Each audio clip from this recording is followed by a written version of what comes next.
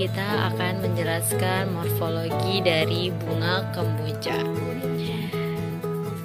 Tanaman kemboja merupakan tanaman hias berbunga yang berasal dari Amerika Tengah dan Afrika.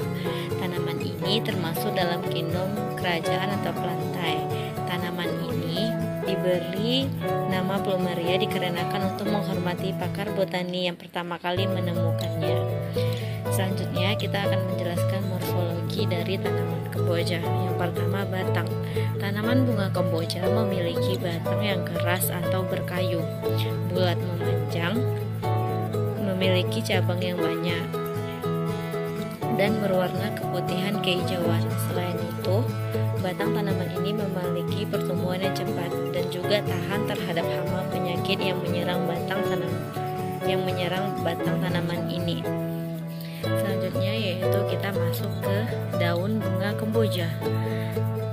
Tanaman kemboja memiliki daun tunggal, runcing di bagian pangkal, memiliki bagian tepi merata, tebal dan memiliki bentuk kelonjongan. Daun tanaman ini memiliki warna hijau muda dan hijau tua. Selain itu, tanaman ini memerlukan matahari yang cukup untuk memasak, menyimpan, dan membuat cadangan makanan yang baru. Selain itu, selain batang dan daun, bunga kemboja juga memiliki bunga. Bunga tanaman kemboja mempunyai bunga menyebuk. Kelopak memiliki bentuk corong, memiliki mahkota bunga dan 4 bagian, dan juga memiliki warna yang sangat bervariasi dan beragam, mulai dari putih, kemerahan, dan campuran, bahkan ada yang pink. Bunga pada tanaman ini terletak di bagian cabang atau ketiak pada tanaman bunga kemboja. Proses penyebukan ini dibantu dengan angin dan binatang lainnya yang ada di sekitar bunga kemboja. Selanjutnya, akar. Tanaman ini memiliki akar tunggang dan bercabang, berwarna kecoklatan muda hingga tua. Akar tanaman ini memiliki berfungsi untuk menyerap mineral dan unsur air yang ada di dalam tanah dengan kedalaman 1,5 atau 2 meter, bahkan lebih tergantung dengan pertumbuhan tanaman.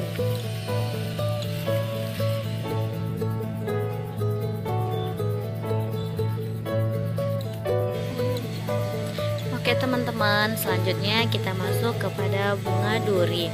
Tanaman ini memiliki batang berduri dan mengeluarkan eksudat putih disebut dengan getah susu. Jadi tanaman ini memiliki getah susu jika kita patahkan. Berbentuk oval dengan ukuran bervariasi dan bunganya kecil berwarna kuning dan bervariasi.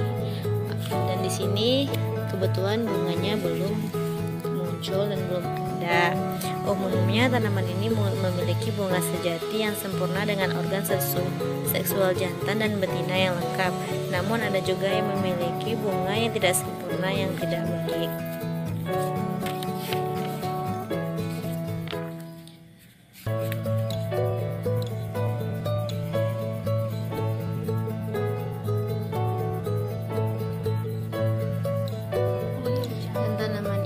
Cocok untuk kita jadikan tanaman hias di sekitar rumah kita. Oke teman-teman, selanjutnya kita masuk kepada bunga melati yang ada di rumah kita. Bunga melati adalah salah satu tanaman hias yang hingga saat ini masih menjadi idaman bagi masyarakat karena memiliki aroma yang harum. Pada mulanya tanaman ini hanya dapat ditemukan di wilayah Eropa, tepatnya di negara Italia tahun 1692. Sering berjalannya waktu, tanaman ini sudah tersebar luas di berbagai wilayah. Tanaman ini memang terkadang dapat kita jumpai di hutan liar. Akan tetapi, tanaman ini ternyata memiliki potensi yang besar apabila dimanfaatkan secara benar. Bunga melati yang terdapat pada bunga melati pada mulanya akan berbentuk seperti trompet. Umumnya akan berwarna merah tua terlebih dahulu sebelum mekar.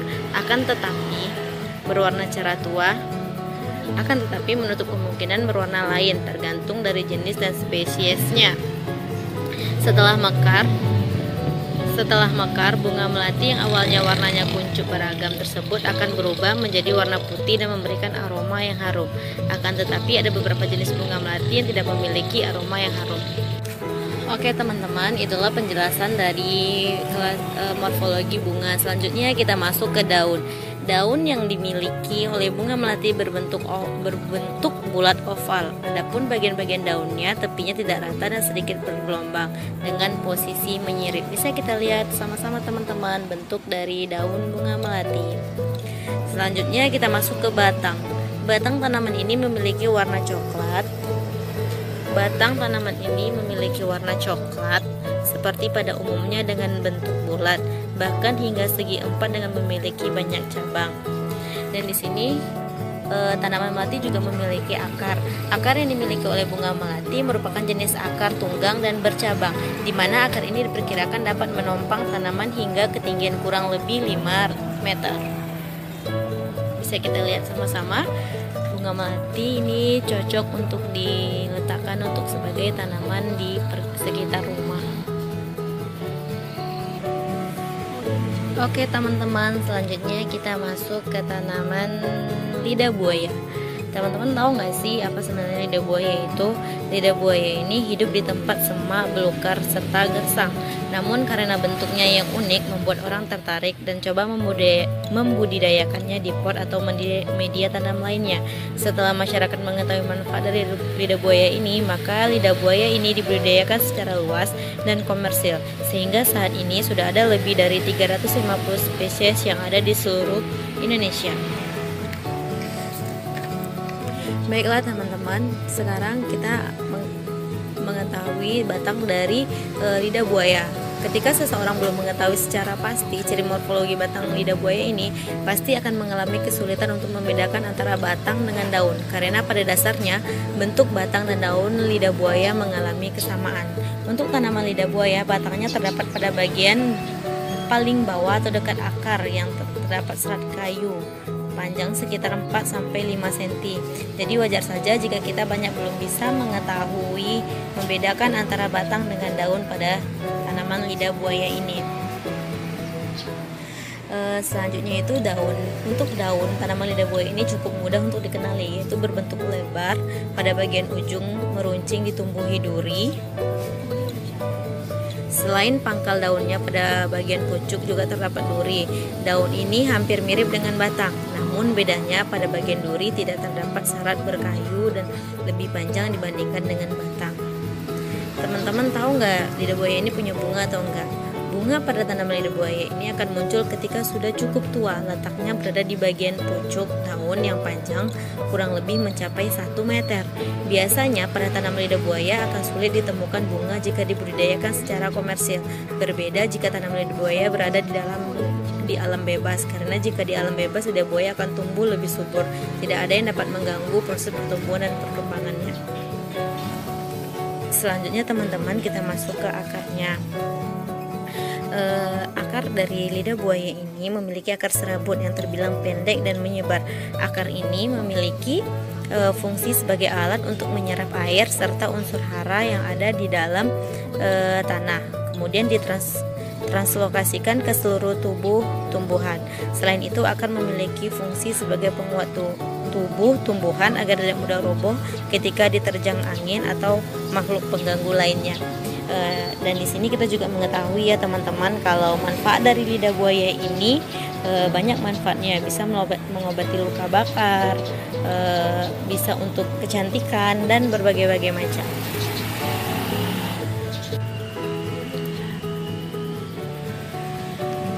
Oke teman-teman, selanjutnya di perkarangan rumah juga ada bunga lidah mertua. Lidah mertua merupakan salah satu tanaman yang tergolong dalam tanaman hias yang sangat dikenali dan juga populer di tengah kalangan berbagai masyarakat. Tanaman ini biasanya ditanam di perkarangan rumah maupun di dalam rumah dengan menggunakan pot. Tanaman lidah mertua ini memiliki bentuk daun memanjang.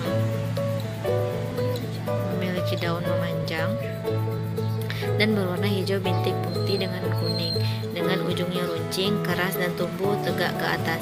Selain itu, tanaman ini juga juga memiliki kandungan yang sangat berperan penting untuk kesehatan juga, terutama menyuburkan rambut, mengobati diabetes, dan juga risiko penyakit kanker. Morfologi tanaman lidah mertua ini, yang pertama akar.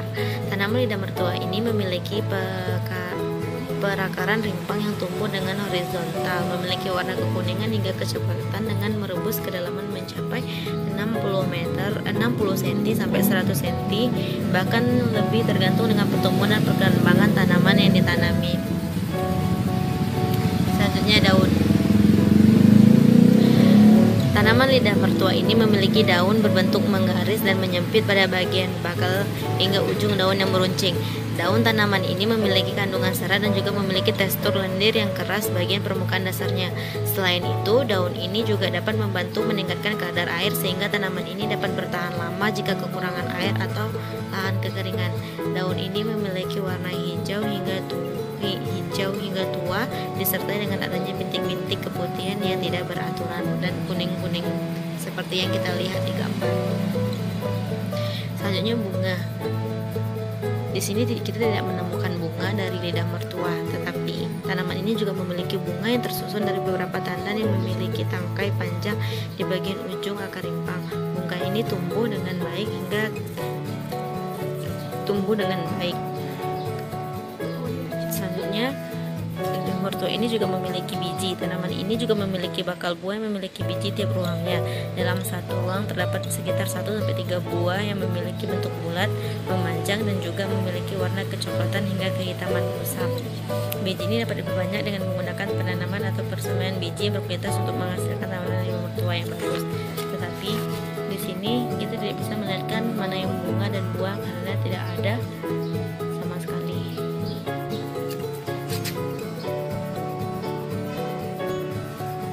Audio Jungle. Oke teman-teman, itulah morfologi dari